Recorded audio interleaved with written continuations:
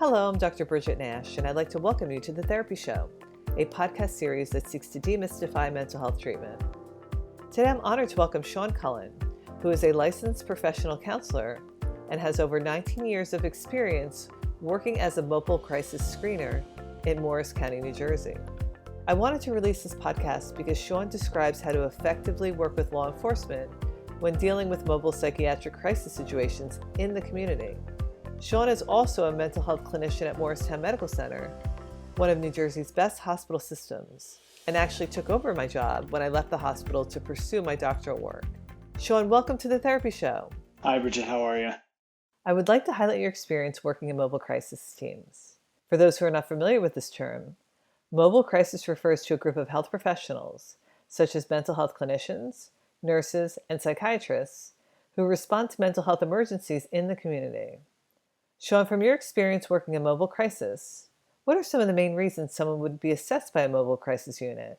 Well, I think obviously the most common reason, unfortunately, is, usually an individual is experiencing suicidal thoughts or suicidal ideation, and either they've expressed that and contacted a crisis or screening center looking for help, but may not be willing to come into the center or the crisis center, or a family member, they express this ideation to a family member or friend has become aware and contacts a crisis center or screening center, resulting in mobile crisis getting involved to assess this individual. And some other secondary reasons are not secondary in that they're less important, but maybe less prevalent in terms of what comes to mind initially when asked that question is, if someone's experiencing acute thought disorder symptomology, so someone's experiencing acute psychotic episodes, where they're becoming impacted in their daily life, and again, loved ones and family members, usually more common in that occurrence, or police or school systems, college, universities,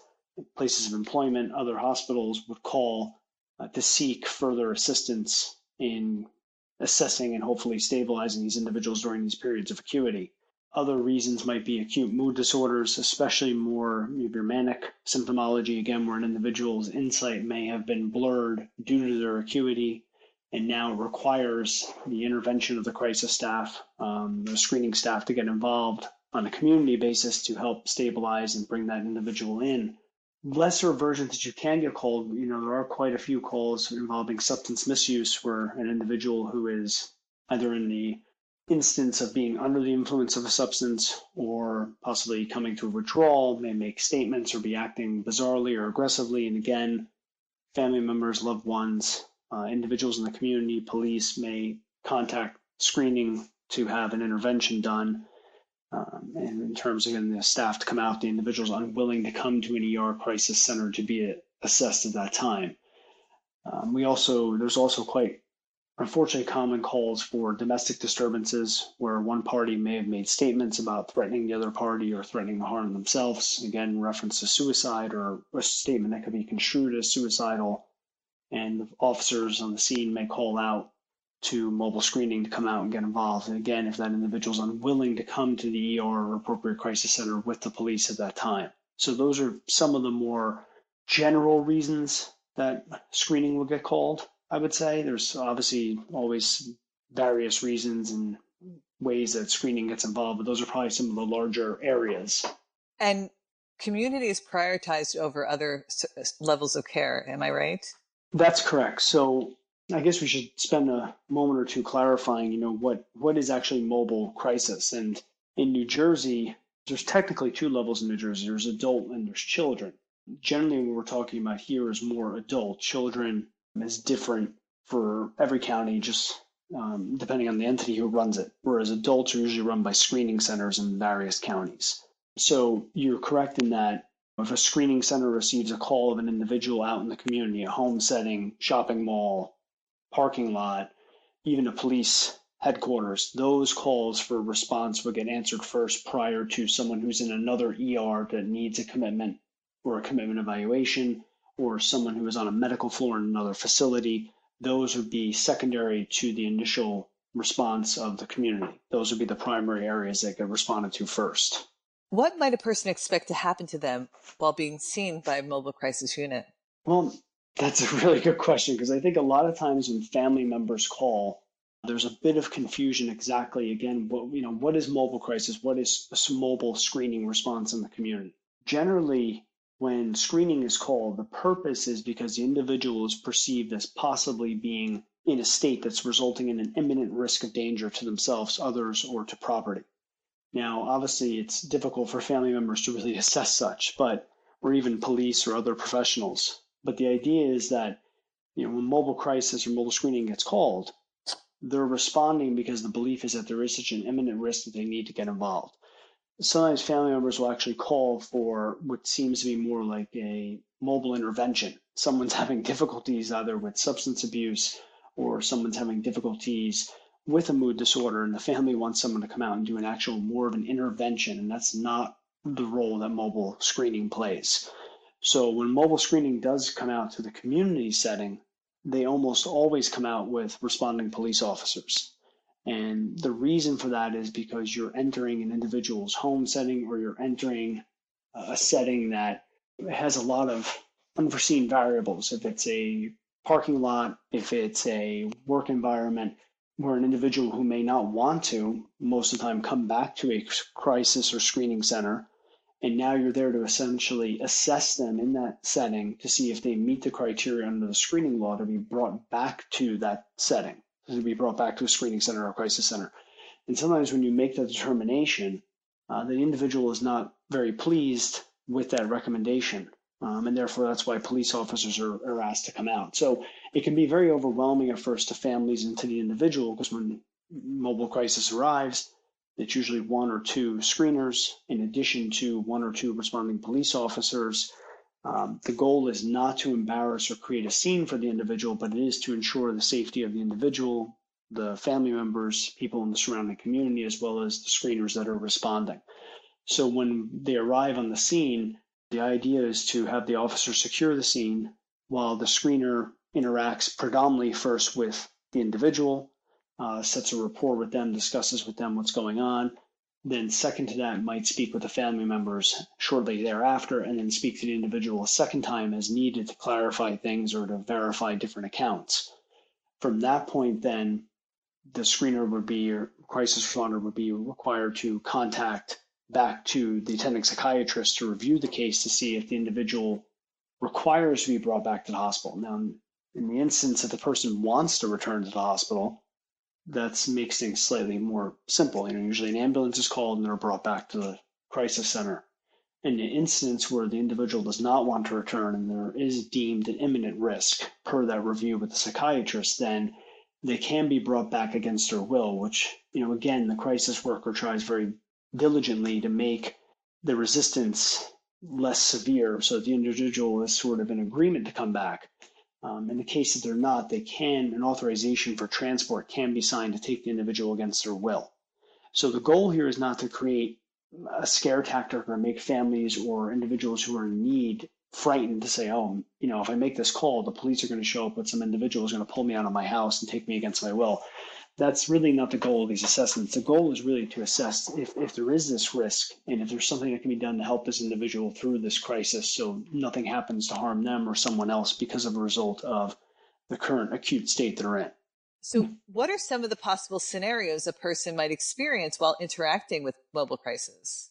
That's a good question. I think it varies specifically, especially in the setting. So in a community setting, it's sort of unusual because, there's some individual you don't know showing up at your home, usually almost always with police officers, and now they're asking you possibly very personal details of your life because maybe family members already informed them or made a previous phone call to get mobile crisis, mobile screening involved.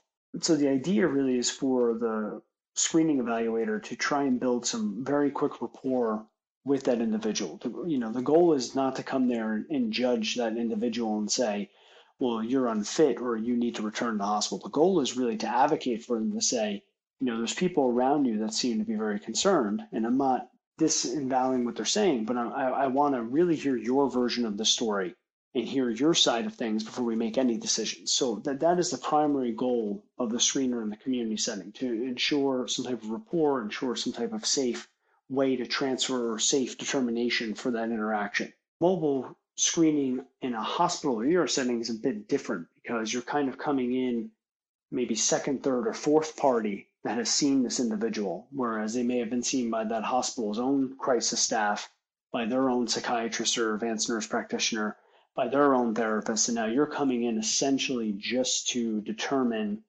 if this individual meets the commitment standard under the mental health screening law for New Jersey. That can be a bit more difficult in the sense that the individual at that point may be sort of exhausted from explaining themselves and they may be more frustrated. So again, your goal is really to build a very quick rapport with this individual and try to express to them that you are there to sort of advocate for them as much as possible while determining underneath the guise of the law due to clinical factors if they need further stabilization. So I think the idea is that what I would really like to impart to people is that mobile crisis and mobile screening, the idea is not to scare people. The idea is not to present as imposing laws on people to take away their rights. The goal is really to help individuals, and if it does go the route of an involuntary, to still try and maintain their humanity and their personal aspects, and to try and make that whole process as to remove the level of displeasure and unpleasantness as much as possible. What do you think are the positive aspects of mobile crisis? I think there's twofold. I'll go twofold with that. I'll go one that's more selfish in the sense for the clinical worker. I think it's an extremely invaluable skill that is not taught in any graduate classes, that is not taught for people who quickly go from grad school right to private practice. It really teaches you to make very sharp, astute assessments in a very short amount of time. It teaches you to de-escalate very tense situations, to be able to read family dynamics very quickly, to be able to build rapport in a way to mitigate and de-escalate potential conflicts. And I think it's an invaluable skill for most clinical people that they should at some point in their career take if they have an advantage to undertake that training, do so. I think for community and for individuals, I think it serves a purpose. It's a twofold purpose. One is that I do think it allows individuals who really are in need of help, whose insight and judgment has been skewed because of the acuity of an associated presenting issue, that when they're unable to get that help, it allows for a professional individual to step in and aid them in getting the appropriate level of help at that time to avoid any potential catastrophic outcome.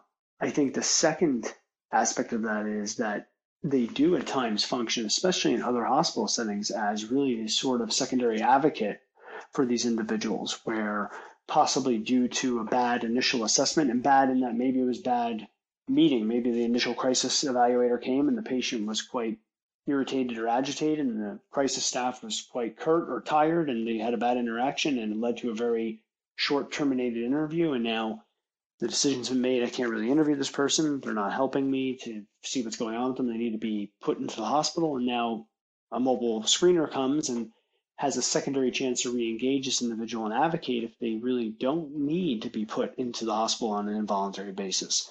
So I think while it has, generally it's viewed as a much more negative, scary sort of outcome and interaction, I think there are positives within that interaction for both the patient and obviously for the clinical individual. What do you think are some of the pitfalls of mobile crisis? I think obviously for the individual being evaluated, the potential of having your rights taken away from you is a foreign concept for most of us in the United States. The idea that individuals can show up at your home and essentially have you escorted from your very home due to reasons that you may not see as valid in that moment can be a really terrifying, frustrating, and aggravating experience for an individual. And it really strips a person of their sense of self and their rights. And I think it can have a really detrimental effect. That's where I think rapport building is such an integral part of this process. Because if the mobile screener doesn't have the ability to build that appropriate rapport, you can in the initial do more damage. It's still, even that damage is superseded by the aspect of safety of getting this individual to the appropriate safe level of care. But that is a definite pitfall for this entire process. I think the second part of that, going back to the clinical staff, is it can be hard. It can be hard to take an individual's rights away. It can weigh very heavily on clinicians to do such a thing, because generally you get into this work because you want to help people, you want to work with their resistance, you want to build rapport and trust and move forward at their pace. And this is sort of the antithesis of that. It's sort of you're making a determination of the ultimate level of taking this person away from their life in that moment and sort of enforcing treatment upon them. And so it can weigh heavily, I think, on clinicians as well. Can you share one of your most memorable patient experiences without giving away any identifying information while working on mobile crisis? Sure. There's two I can actually talk about without really giving away. One was very early on in my screening career. I got called, sent out to a residence. It was an individual, a family member called. An individual was presenting with really acute mood symptomology, seemed to be elevated mood symptomology as well as some thought disorder symptomology. They had been spending excessively, somewhere in the high thousands of dollars in a period of 2 to 3 days, weren't sleeping, agitated at home, argumentative with the family. I arrived with police at the scene of the house. The individual who called didn't mention that there was a family gathering. So when we entered the residence, there was the individual we were called to see and about 15 family members. And out of the 15 family members, only one was aware who made the call. The other 14 were not aware and were not excited to see us. And in the process of me telling the individual they had to return to the hospital and the family, arguing with me that I couldn't do that and telling them the screening law and that they had, at this point, there was an authorization signed, they had to come back to the hospital. The police responding officers tapped me on the shoulder and said, "We have a call, we'll be back," and left. So there I am standing in this living room with these 14 family members who are now agitated with me for telling me I'm taking their loved one out of their home against their will. The police are gone, and it's just me standing there with a piece of paper. So that was certainly a memorable experience, that one. And talk about bad timing. The second one, which is a much nicer story, is there was a time we were called up to a hotel by police. There was an individual there who had been acting somewhat bizarre per the police report. We arrived on the scene, myself, the officers were already there, a colleague of mine. We spoke to the individual. The behaviors, while possibly bizarre in the community setting, so to speak, were nothing that were presenting as an imminent danger. They weren't harming the individual, they weren't harming people around, there was no damage to property. So under the law, there was no reason to bring this individual back. My colleague continued to talk to the individual.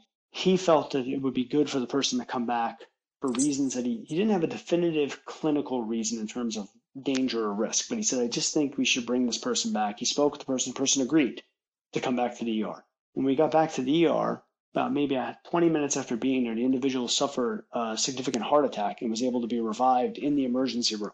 Oh. And the medical team said, had we not taken this individual to the ER, he probably would have succumbed to the heart attack in the hotel because there was no one else around.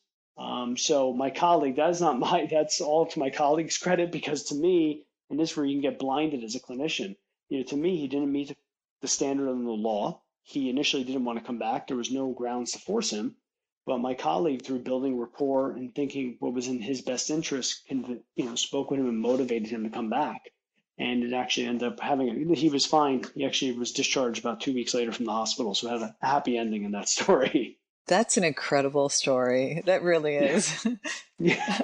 What are you most excited about in mental health treatment today?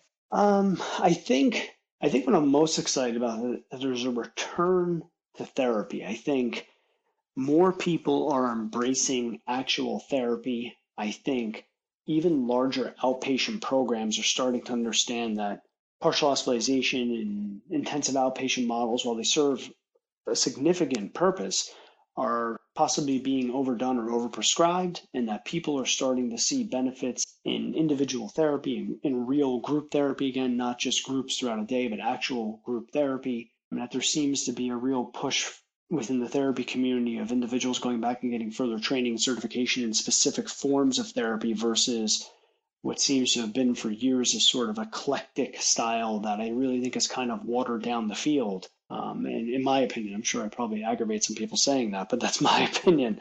But I just think it's a nice time. I think people are really sort of engaged in their mental health in the general community sense. I think stigma has been taken off of it. I think it's a great time to be an advocate in this field. So that's the stuff that really gets me the most excited right now. If you had a magic wand and could improve one thing about mental health treatment today, what would that be? Accessibility. We just do not still have an easily accessible mental health system.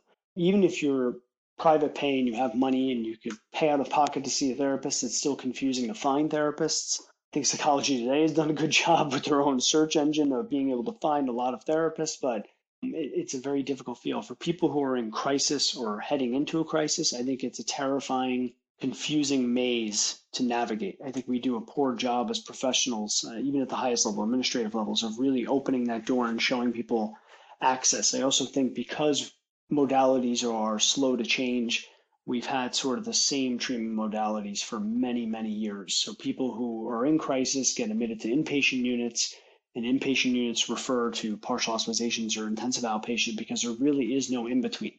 And the lag of getting individuals connected with services results in this sort of revolving door at times because we really can't engage people on a really meaningful level. So I think accessibility would be the one area, if I had a magic wand or the miracle question of a wish I could change things, that would be where I would target, would be accessibility. And that's what we're trying to do here with this project.